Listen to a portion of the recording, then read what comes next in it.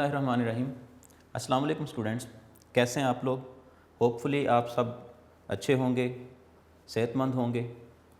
बेटा आज का हमारा लेक्चर है लेक्चर नंबर 11, चैप्टर होम्योस्टेसिस जो है उससे हमने पिक किया है। जैसे कि आपको पता है, अगेन मैं रिवाइज़ कर देता हूँ, ये बायोलॉजी ग्रेड 10 जो है उसका चैप्टर सेकंड है और ओवरऑल अगर बात करें 9th और 10th की बायोलॉजी की तो फिर हमारे पास ये चैप्टर नंबर 11 है। आज का टॉपिक हमारा है functioning of kidney. Functioning of kidney functioning of kidney जो है, इसको समझने के लिए ज़रूरी है कि हमें पता हो कि स्ट्रक्चर कैसा है, किडनी का स्ट्रक्चर कैसा है। In previous lecture we have discussed structure of kidney and also structure of nephron.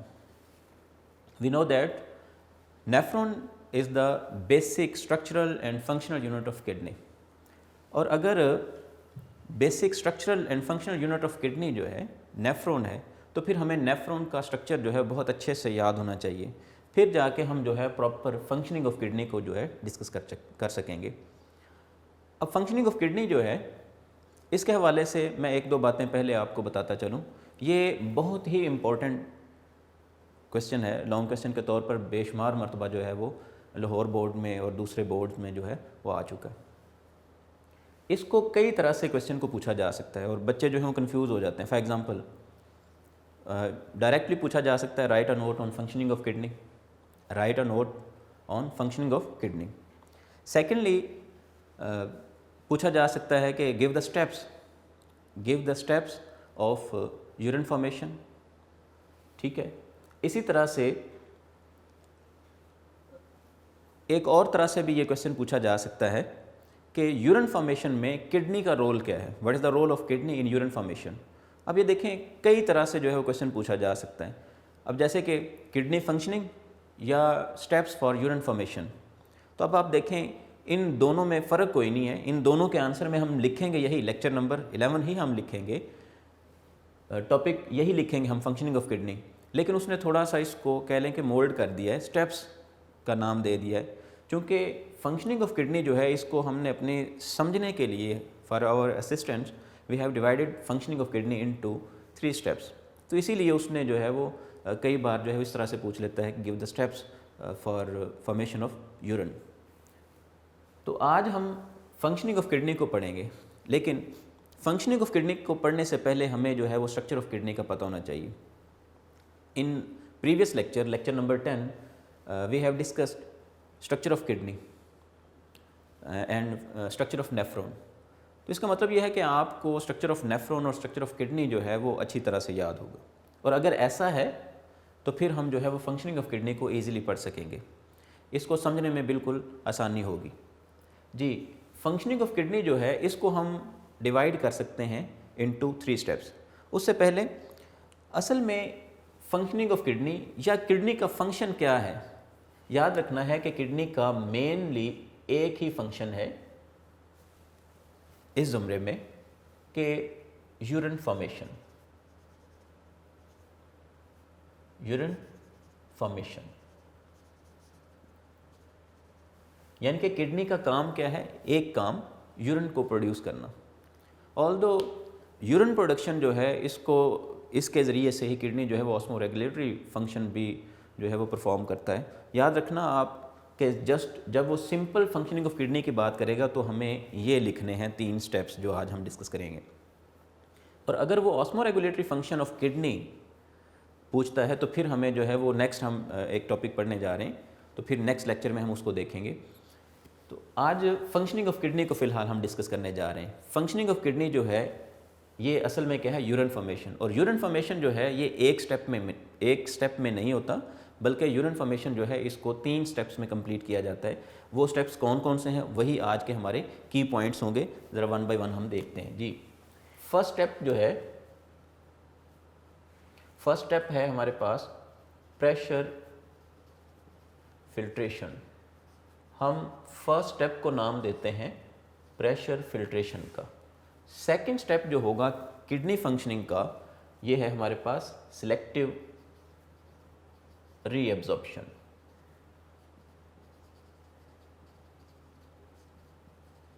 Selective reabsorption. And third step जो है that is tubular secretion. So kidney functioning जो है it is completed through 3 steps. ये 3 steps के ज़रिए से जो है किडनी फंक्शनिंग को कंप्लीट किया जाता है जी। तो जैसे कि अभी मैंने बोला कि किडनी का मेन फंक्शन तो यूरिन फॉर्मेशन है। अब हम इसको 1 बाय 1 इन्हीं स्टेप्स को लेके जो है वन बाय वन जो है वो डिस्कस करते हैं। याद रखें, ना सिर्फ लॉन्ग क्वेश्चन के तौर पर बल्कि शॉर्ट क्वेश्चन के तौर पर भी इसमें से कई बार शॉर्ट क्वेश्चन जो है पूछे जा चुके हैं। जैसे कि ये अक्सर पूछा गया है, व्हाट इज़ प्रेशर फिल्ट्रेशन, ठीक है। इसी तरह से सिलेक्टिव रीअब्जॉर्प्शन से क्या मुराद है, किस तरह से परफॉर्म की जाती है, एट्सेट्रा एट्सेट्रा। तो कई तरह से जो है ये क्वेश्चन पूछा जा सकते हैं जी। हम अपने पहले स्टेप की तरफ चलते हैं। मैं यहाँ पे एक हेडिंग दे रहा हूँ, फंक्शनिंग ऑफ किडनी, जिसको हमने डिवाइड किया है डिफरेंट स्टेप्स में। तो मैं इसको नाम दे रहा हूँ स्टेप्स फॉर यूरिन फॉर्मेशन।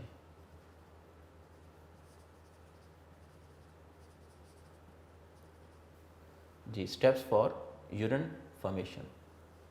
हम इन स्टेप्स को 1 बाय 1 डिस्कस करने जा रहे हैं जी। फर्स्ट स्टेप है हमारे पास प्रेशर फिल्ट्रेशन, और इसको हम डिस्कस करने जा रहे हैं।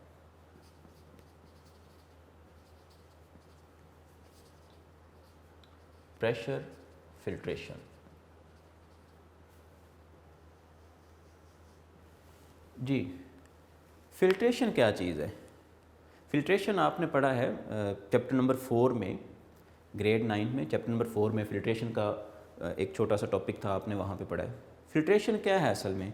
आप ऐसा कह सकते हैं कि 2 फेजेस में मौजूद कोई लिक्विड जो है उसको हम सेपरेट करते हैं। आप ऐसा कह लें कि हमने जैसे कि वाटर के अंदर जो है वो सैंड को मिक्सअप कर दिया है, और हम फिर किसी कपड़े वगैरह की मदद से हम उसको फ़िल्टर करते हैं, मतलब उसको किसी कपड़े में से पास करवा देते हैं। फॉर एग्ज़ाम्पल, ये हमारे पास लेट्स से ये हमारे पास वो कपड़ा है, या आप कह लें कि ये हमारे पास फ़िल्टर पेपर है। हम इसमें डाल रहे हैं लिक्विड को जिसके अंदर हमने सैंड को मिक्सअप किया। तो आप ऐसा कह सकते हैं हमने वाटर एंड सैंड, इन दोनों चीज़ों को हमने मिक्स किया है और इसको हमने इसमें से पास करवाया है फ़िल्टर पेपर में से। तो जब हम फ़िल्टर पेपर में से इसको पास करवाएंगे तो डेफिनेटली यहाँ पे फ़िल्टर पेपर को जो चीज़ क्रॉस करेगी वो एक्चुअली होगा वाटर।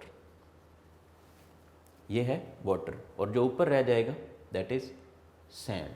यानी कि सैंड जो है वो फ़िल्टर पेपर में से तो पास नहीं हो सकती, तो सैंड जो है उसके पार्टिकल्स ऊपर रह जाएंगे, जबकि वाटर मॉलिक्यूल जो हैं वो इसमें से पास हो जाएंगे। अब एक और चीज़ ज़रा याद रखनी है आपने, सैंड जो है, अब हम सैंड को नाम देंगे, ये जो ऊपर फ़िल्टर पेपर के ऊपर जो चीज़ बच गई है हम इसको नाम देते हैं रेजिड्यू का,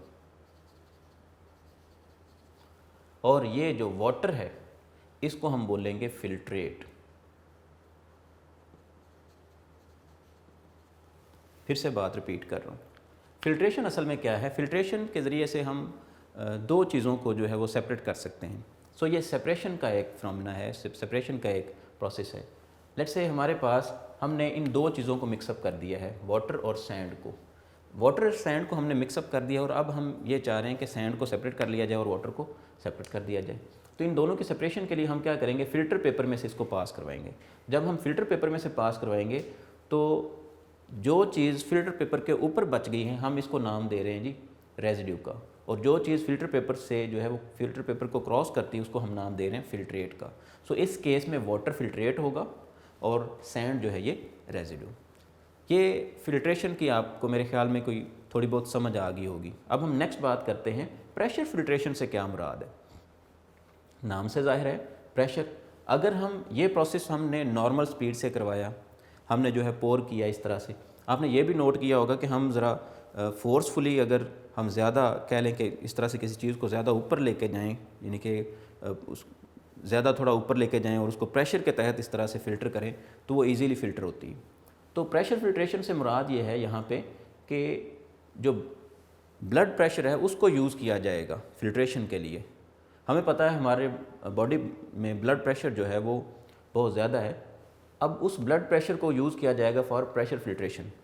अगर इसको हम प्रेशर के तहत फ़िल्टर करवाएं तो ये प्रोसेस एक तो जल्दी हो जाएगा और एक इजीली हो सकेगा और फिल्ट्रेशन जो है वो मैक्सिमम होगी।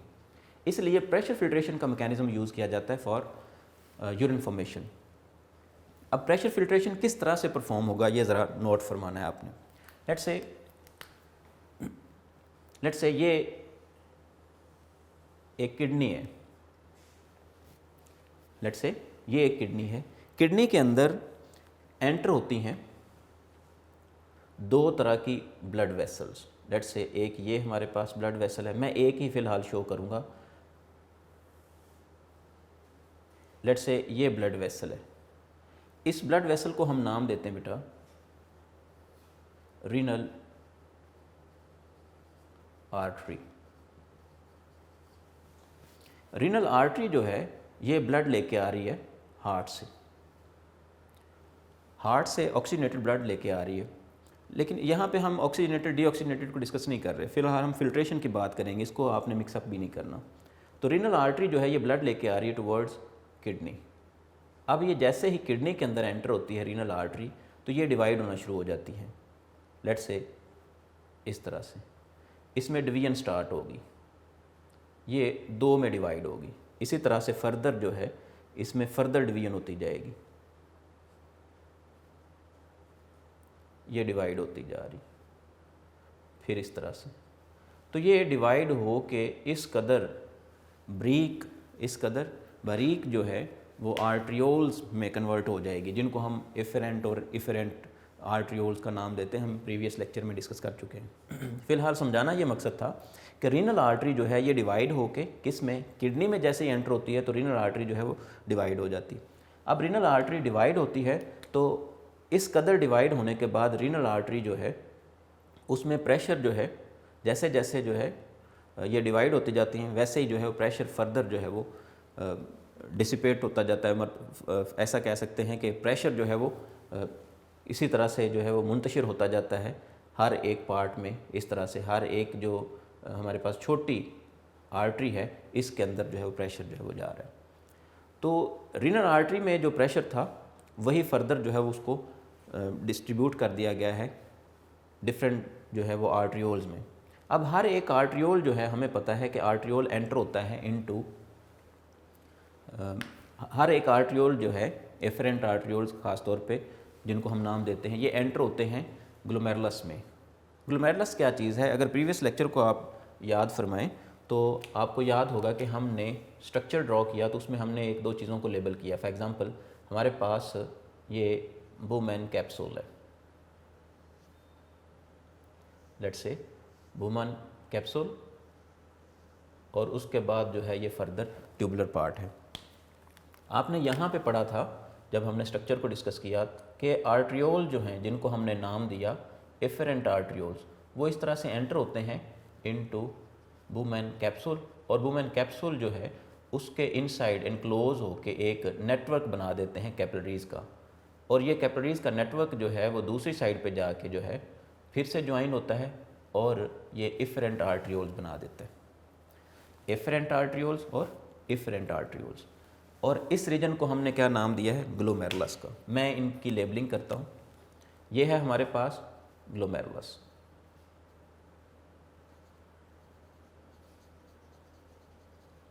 इसको हमने नाम दिया है बुमेन कैप्सूल का, बुमेन कैप्सूल जी। तो ये दो अहम पार्ट प्रीवियस लेक्चर में हमने डिस्कस किया, दो अहम पार्ट हैं ये रीनल कार्पसल के। तो हमने नेफ्रॉन को दो पार्ट्स में डिवाइड किया। नेफ्रॉन के दो पार्ट्स में फर्स्ट पार्ट जो है ये हमारे पास है रीनल कार्पसल, और सेकंड पार्ट को हमने नाम दिया था रीनल ट्यूब्यूल्स का। फिर से बात रिपीट कर रहा हूँ, हमने कहा कि किडनी फंक्शनिंग जो है it depends upon functioning of nephron. Kidney functioning depend करती है फंक्शनिंग ऑफ नेफ्रॉन पे, और फंक्शनिंग ऑफ नेफ्रॉन जो है उसके स्ट्रक्चर को देखेंगे, स्ट्रक्चर जो है उस पर डिपेंड करती है। हमने 9th में भी पढ़ा कि नेचर ने जो भी सेल्स जो हैं वो जिस बॉडी पार्ट को दिए हैं तो वो सेल्स उनकी फंक्शनिंग के एतबार से दिए हैं नेचर ने। उनका स्ट्रक्चर ऐसा नेचर ने बनाया है कि उनकी फंक्शनिंग को मैच करे, यानी कि जैसा उनका स्ट्रक्चर है वैसी उनकी फंक्शनिंग है। अब यहाँ पे आप देखें कि नेचर ने किडनीज जो हैं इनको एनरिच किया है विद नेफ्रॉन, और नेफ्रॉन को अगर हम देखें तो उनका स्ट्रक्चर जो है वो बिल्कुल उनके फंक्शन से मैच करता है। तो एक नेफ्रॉन जो है उसके हमने दो पार्ट्स पढ़े, फर्स्ट पार्ट को हमने बोला रीनल कार्पसल और दूसरे को हमने बोला रीनल ट्यूब्यूल्स। तो रीनल कार्पसल के दो फर्दर पार्ट्स थे, एक को हमने नाम दिया वुमेन कैप्सूल का और दूसरे को हमने नाम दिया ग्लोमेरुलस का। उसके बाद ये ट्यूबुलर पार्ट स्टार्ट हो गया। फिलहाल हमारा कंसर्न जो है वो इससे है, जैसे जैसे हम फर्दर बढ़ते जाएंगे तो हम इस डायग्राम को भी कंप्लीट करते जाएंगे। याद रखना इस टॉपिक के साथ डायग्राम जो है बहुत इंपॉर्टेंट है, इसके बगैर आपको मार्क्स नहीं मिलेंगे। तो प्रेशर फिल्ट्रेशन जो है, दोबारा से मैं रिपीट कर रहा हूँ, ये फर्स्ट स्टेप है ऑफ यूरिन फॉर्मेशन, जिसमें रीनल आर्टरी जो है प्रेशर फिल्ट्रेशन में असल में फिल्ट्रेट किया जाता है ब्लड को फिल्ट्रेट किया जाता है। ब्लड में से जो है यूरिया क्रिस्टल जो हैं, इसी तरह से कुछ ग्लूकोज क्रिस्टल्स वगैरह जो हैं वो, इसी तरह से एक्स्ट्रा वाटर जो है, एक्सेसिव वाटर, उसको फिल्टर किया जाता है। तो इस प्रेशर फिल्ट्रेशन के लिए ज़रूरी है कि प्रेशर हो, नाम से जाहिर है। तो वो प्रेशर जो है वो कहाँ से मिलता है? असल में ब्लड जो कि हार्ट की तरफ से आता है, तो वो रीनल आर्टरी के ज़रिए से किडनी को सप्लाई किया जाता है। रीनल आर्टरी में ब्लड प्रेशर बहुत ज़्यादा होता है, इसी तरह से ये ब्लड प्रेशर जो है इसको फर्दर जो है वो फॉरवर्ड किया जाता है टुवर्ड्स आर्ट्रियोल, और आर्ट्रियोल से फर्दर जो है ग्लोमेरुलस के जो कैपिलरीज़ हैं उनमें जो है इनको भेज दिया जाता है। अब ज़रा यहाँ पे देखें कि इधर से ब्लड आ रहा है, तो ब्लड जो है वो बहुत प्रेशर के तहत जो है वो बहुत ज़्यादा प्रेशर के ज़रिए यहाँ पे आके टकराता है इन वॉल्स के साथ, वुमेन कैप्सूल वॉल्स के साथ टकराता है। तो इस रीजन को हमने बोला ग्लोमेरुलस। इसमें असल में है क्या? कैपिलरीज। अब एक बात और ज़रा ध्यान से समझनी है, अगर लेट से ये वुमेन कैप्सूल है, अगर ये वुमेन कैप्सूल है और यहाँ पे कैपिलरीज का नेटवर्क है, ये कैपिलरीज का नेटवर्क है, तो वुमेन कैप्सूल जो है उसके साथ बिल्कुल साथ जो है वो कैपिलरीज का नेटवर्क है। कैपिलरीज का नेटवर्क जो है इसमें ब्लड प्रेशर है, इस तरह से प्रेशर के तहत ब्लड जो है वो इसकी वॉल्स के साथ आके टकरा रहा है। किसके साथ? वुमेन कैप्सूल के साथ। तो वुमेन कैप्सूल जो है इसमें से प्रेशर के तहत जो है कुछ मटेरियल जो है वो इसकी दूसरी साइड पे यानी कि इनसाइड आ जाता है। अब हम इसको अगर इस तरह से ड्रॉ कर दें तो ये वुमेन कैप्सूल, तो वुमेन कैप्सूल के अंदर जो है वो कुछ मटेरियल आ गया। ये जो कुछ मटेरियल फिल्टर हो गया है, अब हम डेफिनेटली इसको क्या नाम देंगे? फिल्ट्रेट का नाम देंगे। ये है हमारे पास फिल्ट्रेट। और कौन सा फिल्ट्रेट है? इसको हम बोलेंगे ग्लोमेरुलर फिल्ट्रेट, क्योंकि ग्लोमेरुलस जो है उससे ये फिल्ट्रेट आया है, ग्लोमेरुलस से फिल्ट्रेट आया है। अब ये देखें, प्रेशर के तहत ग्लोमेरुलस की कैपिलरीज में जो ब्लड है उसमें से डिफरेंट पार्टिकल जो है, जैसे कि ग्लूकोज मॉलिक्यूल्स हैं, वाटर मॉलिक्यूल्स हैं, इसी तरह से यूरिया जो है उसके मॉलिक्यूल्स, वो सारे के सारे जो हैं वो फिल्टर हो जाते हैं। अब इस फिल्ट्रेट के अंदर कौन कौन सी चीज़ें शामिल हैं वो मैं यहाँ पे मेंशन कर रहा हूँ। इसमें मेनली ग्लूकोज शामिल है, इसमें यूरिया शामिल है, इसमें वाटर शामिल है और कुछ दूसरे सॉल्ट्स हैं, कुछ दूसरे सॉल्ट्स हैं। तो ये इसको हम एज अ होल क्या बोल रहे हैं? फिल्ट्रेट। तो ये फिल्ट्रेट ग्लोमेरुलस से बना है, दैट्स वाई हम इसको अब नाम देंगे ग्लोमेरुलर फिल्ट्रेट। जी, अब आपने देखा कि प्रेशर के तहत जो है जब इस तरह से वुमेन कैप्सूल की वॉल्स के साथ ब्लड आके टकराता है, तो ये प्रेशर के तहत उसमें से ये डिफरेंट टाइप के मॉलिक्यूल जो हैं वो एंटर हो जाते हैं इनटू वुमेन कैप्सूल कप। ये जो वुमेन कैप्सूल जिसको हम बोल रहे हैं कप शेप्ड स्ट्रक्चर, इसके अंदर जो है वो डिफरेंट टाइप के आइंस शामिल हो गए हैं, डिफरेंट टाइप के जो हैं वो सॉल्ट्स और उनके मॉलिक्यूल जो हैं ग्लूकोज मॉलिक्यूल, यूरिया मॉलिक्यूल्स वगैरह जो हैं वो एंटर हो गए। अब नेक्स्ट बात ज़रा समझनी है आपने, यहाँ पे होगी प्रेशर फिल्ट्रेशन। अब ये जो वेस्ट मटेरियल है, ये असल में वेस्ट मटेरियल जो है ये यहाँ पे पहुँच गए। हमने इस वेस्ट मटेरियल को अब नाम दे दिया है ग्लोमेरुलर फिल्ट्रेट, ग्लोमेरुलर फिल्ट्रेट। ये फर्स्ट स्टेप कंप्लीट हुआ। प्रेशर फिल्ट्रेशन में प्रेशर के तहत फिल्ट्रेशन करवाई जाती है, दैट्स वाई हम इसको प्रेशर फिल्ट्रेशन का नाम देते हैं। और ये कैसे पॉसिबल होती है? Due to the high blood pressure in renal artery and further arteriole etcetera etcetera. जी, इसके बाद सेकंड स्टेप है हमारे पास, दैट इज सिलेक्टिव रीएब्जॉर्प्शन। जी, सिलेक्टिव रीअब्जॉर्प्शन को हम डिस्कस करते हैं, सेकंड स्टेप को। ये selective reabsorption,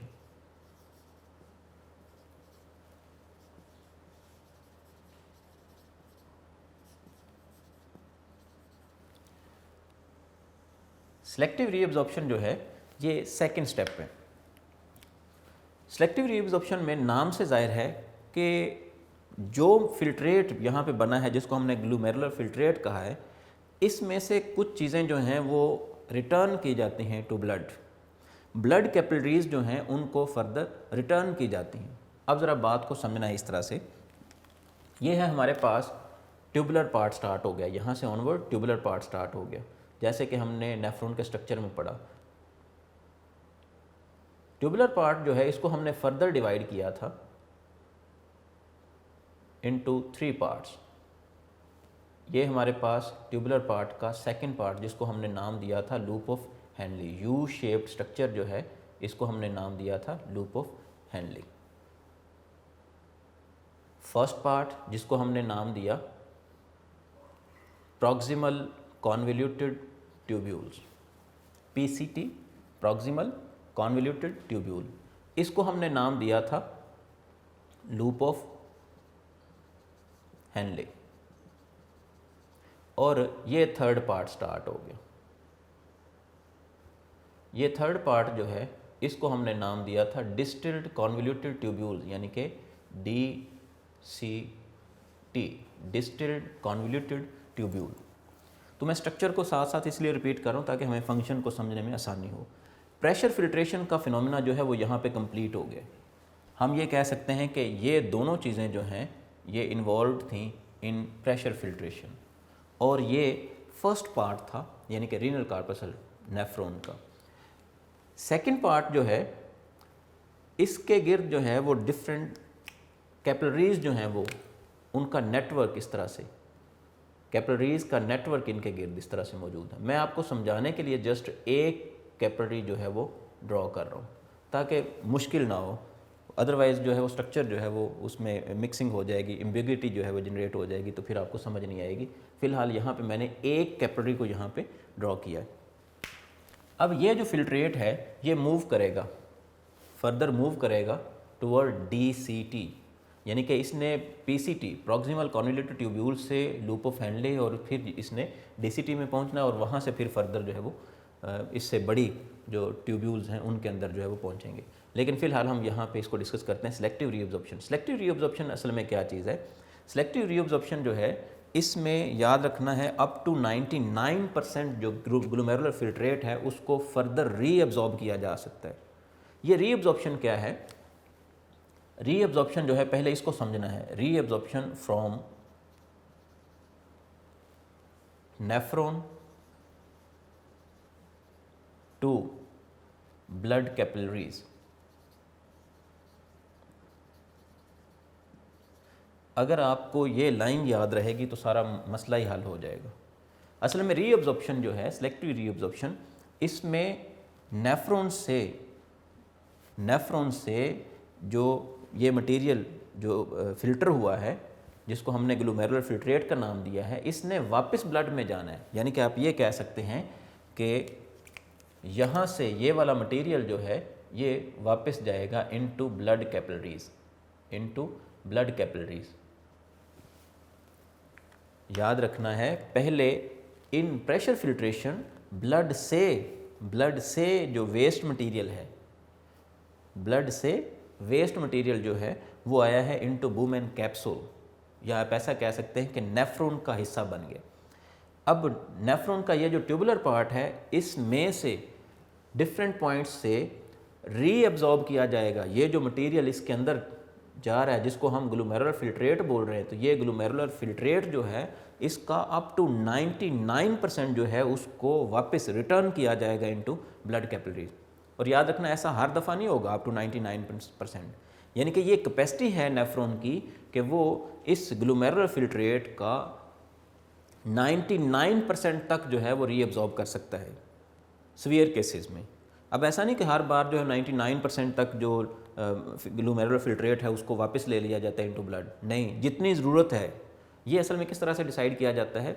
it depends upon salt and water concentration in our body fluid, यानी कि हमारे ब्लड के अंदर सॉल्ट्स और वाटर जो है उसकी कंसनट्रेशन पे डिपेंड करता है कि किस कदर कितनी अमाउंट जो है उसको रीअब्जॉर्ब किया जाएगा इनटू ब्लड। तो अब इस बात को ज़रा याद रखना है, सिलेक्टिव रीअब्जॉर्प्शन है from nephron to blood capillaries. अब क्या होगा कि ये जो फिल्ट्रेट है इस तरह से मूव करता जा रहा है, तो ब्लड कैपिलरीज जो हैं वो एब्जॉर्ब करती जाएंगी, रीएब्जॉर्ब करती जाएंगी। पहले ये भी ब्लड कैपिलरीज थी जिन्होंने ग्लोमेरुलर फिल्ट्रेट दिया है, किसको? बुमेन कैप्सूल को। अब बुमेन कैप्सूल से फर्दर जो आगे ट्यूबुलर पार्ट है वो रिटर्न करता जा रहा है, कैपिलरीज उससे रिटर्न ले रहे हैं, उससे वापस ले रहे हैं और रीएब्जॉर्ब कर रही हैं, किसको? ग्लूकोज, कुछ ग्लूकोज मॉलिक्यूल्स, इसी तरह से कुछ वाटर, कुछ दूसरे सॉल्ट्स जो हैं उनको वापस ले लिया जाता है जी। तो सिलेक्टिव रीअब्जॉर्प्शन में हम ये कह सकते हैं कि up to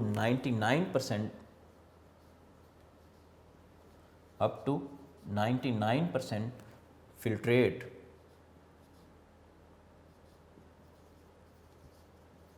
is reabsorbed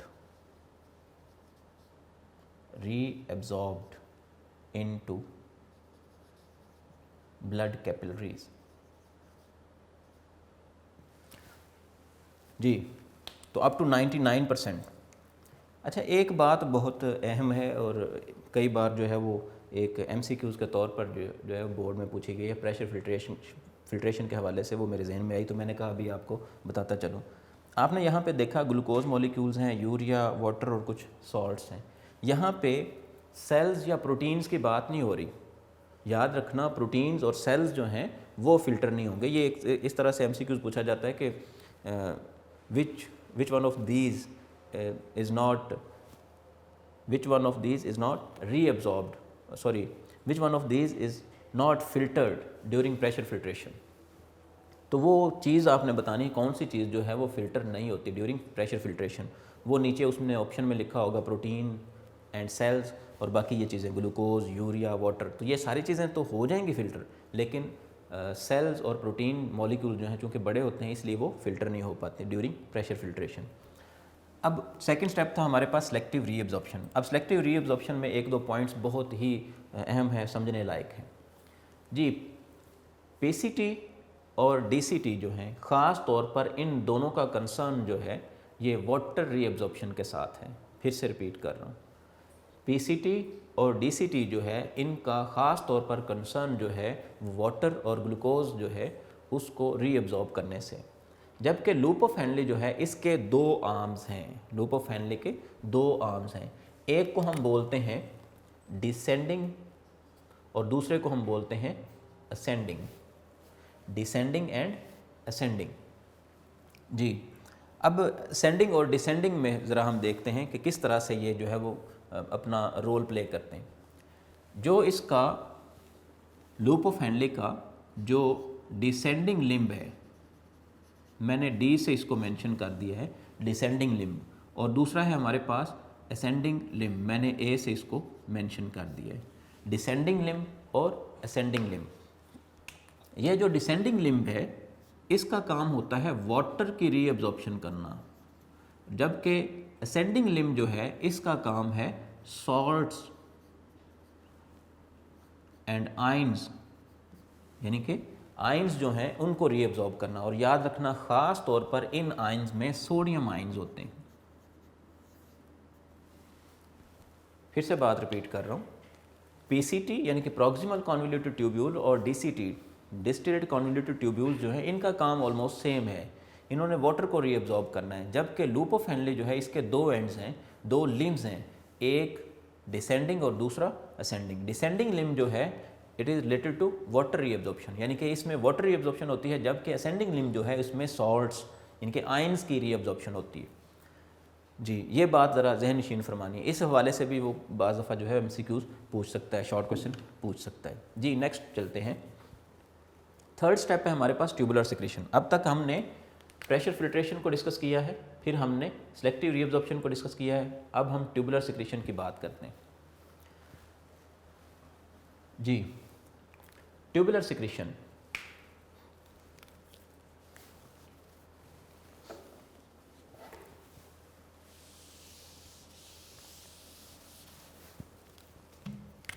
third step है हमारे पास ट्यूबुलर सेक्रीशन। ट्यूबुलर सेक्रीशन जो है, जैसे इसके नाम से ही जाहिर है, हेडिंग से ही जाहिर है, ट्यूबुलर सेक्रीशन क्या चीज़ है। असल में इन ट्यूब्यूल्स के अंदर, किन tubule, PCT, loop of Henley, यानी कि ये सारे के सारे जो ट्यूबुलर पार्ट ऑफ नेफ्रॉन है, इसके अंदर अगेन जो है वो ब्लड से रीअब्जॉर्प्शन के बाद ब्लड से दोबारा से फिर कुछ यूरिया, कुछ वेस्ट मटेरियल यानी कि मेटाबॉलिक प्रोटीन्स जो होती हैं, यानी कि प्रोटीन जो मेटाबॉलिज्म में यूज़ होने के बाद कुछ प्रोटीन्स का जो कह लें रेजिडो होता है, प्रोटीन का जो कह लें बकिया हिस्सा होता है वो, और इसी तरह से कुछ मॉलिक्यूल्स जो हैं वो यूरिया के, इनको एंटर करवाया जाता है दोबारा से फिर किस में, पीसीटी में, डीसीटी में, एट्सेट्रा एट्सेट्रा। किस तरह से, यहाँ पे वो ये कह रहा है कि ख़ास तौर पर urea and creatinine, urea and creatinine, creatinine क्या चीज़ है, ये प्रोटीन रेजिड्यू है, या इसको आप प्रोटीन वेस्ट बोल सकते हैं। तो इसको एंटर करवाया जाता है, इन दोनों चीज़ों को एंटर करवाया जाता है इनटू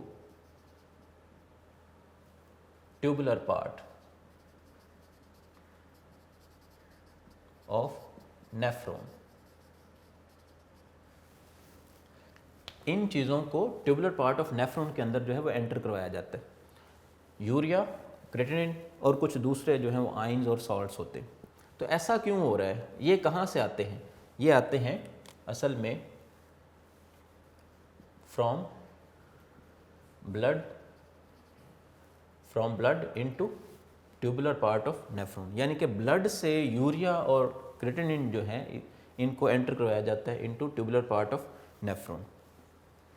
अब यहाँ पे आखिरी बात, ऐसा क्यों किया जाता है, आपने ज़रा यहाँ पे नोट फरमाएं तो ऐसा हो रहा है कि पहले ब्लड से नेफ्रॉन, ख़ास तौर पर ट्यूबुलर पार्ट, और फिर नेफ्रॉन से ब्लड, और अगेन जो है ब्लड से नेफ्रॉन, मटेरियल्स को मूव करवाया जा रहा है। फिर से रिपीट कर रहा हूँ, ड्यूरिंग प्रेशर फिल्ट्रेशन क्या हो रहा है, ब्लड से, ये फर्स्ट स्टेप के अंदर क्या हो रहा है, ब्लड से वेस्ट मटेरियल को एंटर करवाया गया है इनटू नेफ्रॉन, और दूसरे स्टेप में इनटू सिलेक्टिव रीअब्जॉर्प्शन क्या किया गया है, नेफ्रॉन से वेस्ट मटेरियल, नेफ्रॉन से जो वेस्ट मटेरियल के तौर पर सिलेक्ट किया गया था ड्यूरिंग प्रेशर फिल्ट्रेशन, जिसको हमने ग्लोमेरुलर फिल्ट्रेट बोला, इसमें से कुछ चीज़ें जो हैं वो नेफ्रॉन से दोबारा फिर ब्लड के अंदर एंटर करवा दी जाती हैं। अब तीसरे स्टेप में फिर से यही हो रहा है कि ब्लड से फिर नेफ्रॉन के अंदर। असल में फर्स्ट स्टेप में जो प्रेशर फिल्ट्रेशन होती है उसके ज़रिए से बनता है ग्लोमेरुलर फिल्ट्रेट, उसका 99% तक जो है उसको रिटर्न किया जा सकता है इनटू ब्लड, लेकिन ये कंडीशन के अकॉर्डिंग है। तो आप इसको इस तरह से समझ सकते हैं कि ये प्रेशर, ये किडनी फंक्शनिंग जो है वो इस तरह से, यानी कि ये उसका थीम है, ये मेन पॉइंट है कि ब्लड से नेफ्रॉन, नेफ्रॉन से ब्लड, ब्लड से फिर नेफ्रॉन। तो ब्लड से नेफ्रॉन में असल में क्या चीज़ आती है एंड पे, वो असल में आती हैं ट्यूबुलर सिक्रीशंस, हम इनको बोलते हैं यूरिन, यूरिया और क्रिएटिनिन। इन चीज़ों के एडिशन के बाद एंड पे बन जाता है यूरिन। अब जो ग्लोमेरुलर फिल्ट्रेट था, जिसको हमने ग्लोमेरुलर फिल्ट्रेट बोला, अब ये ग्लोमेरुलर फिल्ट्रेट जो है इसको हम बोलेंगे यूरिन। ये यूरिन फॉर्मेशन का प्रोसेस जो है ये कंप्लीट हुआ। अब आपने यहाँ पे देखा कि फर्स्ट स्टेप में प्रेशर फिल्ट्रेशन जो है ये अकर हो रही है इन रीनल कार्पसल। मेन काम ये है, जितनी ज़्यादा प्रेशर फिल्ट्रेशन होगी उतना ज़्यादा जो है यूरिन के बनने के चांसेस ज़्यादा होते हैं, यानी कि यूरिन फॉर्मेशन उतनी ज़्यादा होगी। उसके बाद फिर ट्यूबुलर पार्ट से दोबारा से फिर कैपिलरीज़ के अंदर जो है ड्यूरिंग सिलेक्टिव रीअब्जॉर्प्शन, कैपिलरीज़ के अंदर जो है वो दोबारा से वेस्ट मटेरियल को एब्जॉर्ब कर लिया जाता है। वेस्ट मटेरियल से मुराद ये ग्लोमेरुलर फिल्ट्रेट से जो चीज़ें जो हैं वो चाहिए होती हैं, हकीकतन ड्यूरिंग प्रेशर फिल्ट्रेशन इसको सारे एज वेस्ट ही एक्सक्रीट कर दिया जाता है इनटू बुमेन कैप्सूल, लेकिन ग्लोमेरुलर फिल्ट्रेट के अंदर कुछ चीज़ें जो हैं वो यूज़फुल हो सकती हैं फॉर आवर बॉडी। तो ड्यूरिंग सेलेक्टिव रीअब्जॉर्प्शन इन चीज़ों में से वापस ले ली जाती हैं कुछ चीज़ें इनटू ब्लड कैपिलरीज, जैसे कि मैंने यहाँ पे लिखा कि रीअब्जॉर्प्शन हो कहाँ से रही है, from nephron to blood capillaries. First step में क्या हो रहा है, from blood to nephron. Second step में क्या हो रहा है, फ्रॉम नेफ्रॉन टू ब्लड। और थर्ड स्टेप में भी क्या हो रहा है, फ्रॉम ब्लड टू नेफ्रॉन। तो इस तरह से बस थोड़ा सा फ़र्क पड़ रहा है कि चीज़ें क्या हैं। सबसे पहले स्टेप में ज़्यादा चीज़ें हैं, दूसरे स्टेप में सिलेक्टिव चीज़ें हैं, तीसरे स्टेप में जो है उससे भी ज़्यादा सिलेक्टिव हो गई हैं, बहुत कम चीज़ें जो ब्लड से एंटर हो रही हैं। ऐसा क्यों किया जाता है, इन चीज़ों को ब्लड से क्यों निकाला जाता है, to maintain blood pH.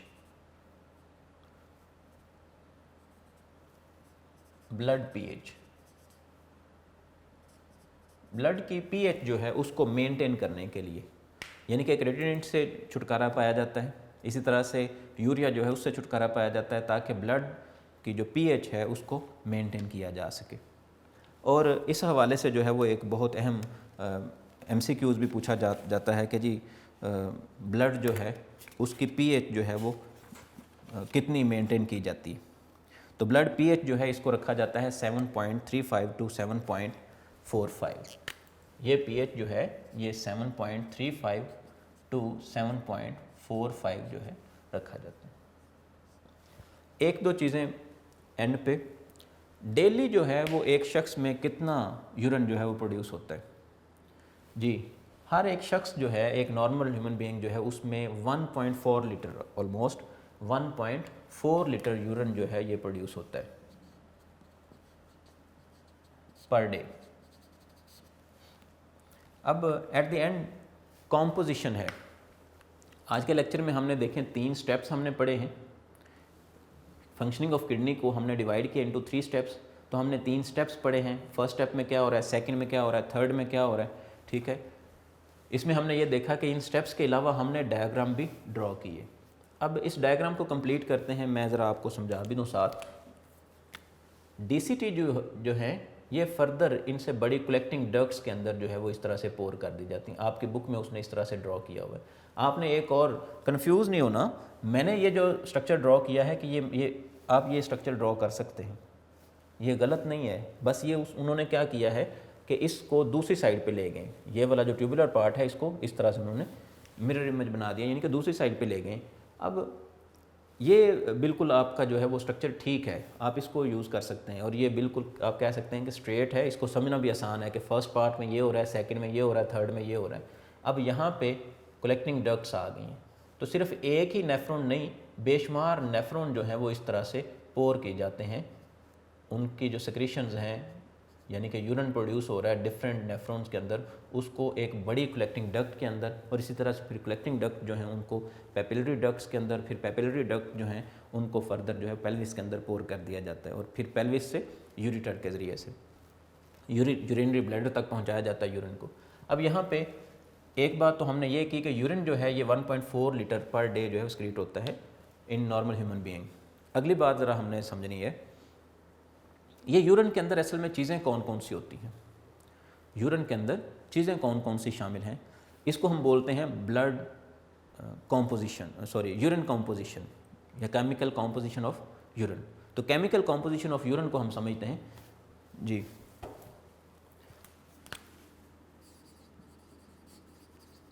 Composition of urine. इसमें मेन कौन कौन सी चीज़ें शामिल हैं, आपकी बुक में एंड पे उसने एक चार्ट दिया हुआ है, एक टेबल दी हुई है, उसमें उसने डिस्कस किया है कॉम्पोजिशन को, कॉम्पोजिशन ऑफ यूरिन। तो यूरिन के अंदर कौन कौन सी चीज़ें शामिल हैं।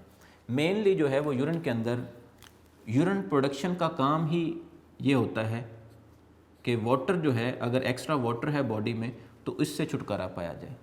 अगर बॉडी में यूरिया मौजूद है तो इससे छुटकारा पाया जाए। तो इन दो मेनली ये दो जो हैं कंपोनेंट हैं यूरिन के, मेनली 2 कंपोनेंट हैं। लेकिन यूरिया की सेक्रेशन के वक्त, वाटर की सेक्रेशन के वक्त कुछ और चीज़ें भी जो हैं वो ऐड हो जाती हैं, जैसे कि कह लें कि सोडियम है, सोडियम आइंस हैं, इसी तरह से क्लोराइड आइंस हैं और इसी तरह से पोटेशियम आइंस हैं, पोटेशियम आइंस हैं। तो ये चंद एक मेन चीज़ें हैं जो कि यूरिन के अंदर जो है शामिल होती हैं।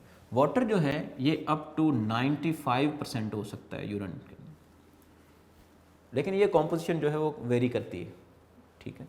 नॉर्मली 95%। यूरिया जो है ये यूरिन के अंदर ऑलमोस्ट 9.3 ग्राम पर लीटर होता है। इसी तरह से सोडियम आइंस की अगर बात करें तो ये 1.17 ग्राम पर लीटर, क्लोराइड आइंस की बात करें तो 1.87 ग्राम पर लीटर, और पोटेशियम आइंस की बात करें तो ये 0.75 ग्राम पर लीटर जो है वो शामिल होते हैं।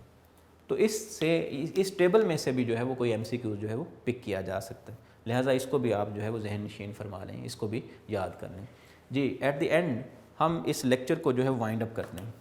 आज चूँकि एक तो टॉपिक बहुत इम्पोर्टेंट था, लेंथी भी था, इसलिए हम जो है वो इसको वाइंड अप करते हैं। और चूँकि आज के लेक्चर जो है वो लेंथी होने की वजह से हमारे पास टाइम नहीं बचा कि आपको कोई जो है वो एडवाइस की जाए। इंशाल्लाह नेक्स्ट लेक्चर में हम देखेंगे। फ़िलहाल हमारा जो है इसको एक बार रिव्यू देना बहुत ज़रूरी है। स्टेप्स फॉर यूरिन फॉर्मेशन या फंक्शनिंग ऑफ किडनी जो है इसको हमने डिवाइड किया इंटू 3 स्टेप्स। फर्स्ट स्टेप में प्रेशर फिल्ट्रेशन। प्रेशर फिल्ट्रेशन जो है इसमें ब्लड से वेस्ट मटेरियल जो है जिसमें ख़ास तौर पर यूरिया शामिल है, वाटर शामिल है, उसको जो है फ़िल्टर किया जाता है, पोर किया जाता है इनटू बूमेन कैप्सूल। अब बूमेन कैप्सूल जो है इसमें जो मटेरियल आया हमने इसको ग्लोमेरुलर फिल्ट्रेट बोला, चूँकि ये ग्लोमेरुलस से फ़िल्टर होकर आ रहा है। अब इसके बाद सेकंड स्टेप था हमारे पास सिलेक्टिव रीअब्जॉर्प्शन। सिलेक्टिव रीअब्जॉर्प्शन में असल में रीअब्जॉर्प्शन हो रही है, दोबारा से फिर नेफ्रॉन से रिटर्न किया जा रहा है कुछ चीज़ों को इनटू ब्लड। तो ये किन में हो रहा है? ब्लड कैपिलरीज के अंदर, from nephron to blood capillaries. और ये प्रोसेस जो है इसमें 99% तक ये जो ग्लोमेरुलर फिल्ट्रेट है इसको रिटर्न किया जा सकता है इनटू ब्लड। उसके बाद थर्ड स्टेप था हमारे पास ट्यूबुलर सिक्रीशन। ट्यूबुलर सिक्रीशन असल में क्या है कि ब्लड से कुछ वेस्ट मटेरियल जो है उसको फर्दर ट्यूब्यूल्स के अंदर, इन नेफ्रॉन के अंदर जो है वो पोर किया जाता है ताकि ब्लड pH को मेंटेन रखा जा सके। उसके बाद एंड पे हमने ये कहा कि हर एक शख्स जो है उसके अंदर, नॉर्मल ह्यूमन बीइंग जो है उसके अंदर 1.4 लीटर डेली जो है वो यूरिन प्रोड्यूस होता है। और एंड पे हमने कॉम्पोजिशन ऑफ यूरिन को देखा। ये कॉम्पोजिशन ऑफ यूरिन जो है ये भी नहायत ही इंपॉर्टेंट है MCQs के हवाले से। जी, इसी तरह से ये सेपरेट एक शॉर्ट क्वेश्चन के तौर पर भी पूछ सकता है कि जी what is the composition of urine. जी, आज के लिए बेटा इतना ही। आपने इसमें 3 स्टेप्स ख़ास तौर पर, आपने डायग्राम को स्किप नहीं करना, ये चौथी चीज़ थी। और 5वीं चीज़ जो है वो केमिकल कॉम्पोजिशन ऑफ यूरिन, ये भी आप मेंशन करेंगे। तो ये टॉपिक तो ऑल्दो लेंथी है लेकिन बहुत ही इंपॉर्टेंट है, आपने इसको अच्छे तरीके से याद करना है। याद रखना विदाउट डायग्राम जो है ये काम नहीं हो सकता। और डायग्राम को समझने के लिए हमें स्ट्रक्चर जो है उसको भी, यानी कि प्रीवियस लेक्चर को भी हमें याद होना चाहिए। सो प्रीवियस लेक्चर याद है, यानी कि लेक्चर नंबर 10 अगर याद है तो लेक्चर नंबर 9 जो है इसको आप समझ सकते हैं, अदरवाइज़ ये मुश्किल होगा। सो आप लेक्चर नंबर 10 को रिवाइज़ करें, उसके बाद लेक्चर नंबर 11 जो है इसको आप रिवाइज़ करें, याद करें इसको अच्छी तरह। अगर आपको लेक्चर नंबर 11 यानी कि फंक्शनिंग ऑफ किडनी याद है तो हम नेक्स्ट जो है इसको फर्दर समझ सकेंगे। किडनी के कुछ और फंक्शन जो कि हम नेक्स्ट लेक्चर में इंशाल्लाह डिस्कस करने जा रहे हैं तो उसको हम देखेंगे। तो फिर आपको समझ आएगी किडनी फंक्शनिंग अगर प्रॉपरली आपको याद है तो किडनी का ऑस्मो रेगुलेटरी फंक्शन जो है वो भी आपको समझने में आसानी होगी। अल्लाह हाफिज़।